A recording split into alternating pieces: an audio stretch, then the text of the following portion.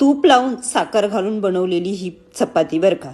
आणि हे उपवासाचे धिरडे आणि हे मस्त बटाट्याचे थालीपीठ, खिचडी भातावर टाकलेलं तूप अथवा पुरणपोळीवर असलेलं हे तूप आणि वरण भातावर. तर हे सर्व तूप मी कुठलं वापरते हे तुम्हाला लगेच सांगते. तर छायाकॉट.com वरून मी हे गीर गाईचे शुद्ध तूप मागवलेले आहे. हे बिलोन पद्धतीने म्हणजेच गोकुळ पद्धतीने बनवलेले आहे. हँडमेड शुद्ध दुधापासून बनवलेले गावरान तूप आहे. तर अशा पद्धतीने चपाती लाटून घ्या. 1 चमचाभर हे शुद्ध तूप टाका, त्यावर साखर टाका, घडी घालून परत एकदा चपाती लाटून तूप लावून मस्त दोन्ही बाजूने भाजून घ्या.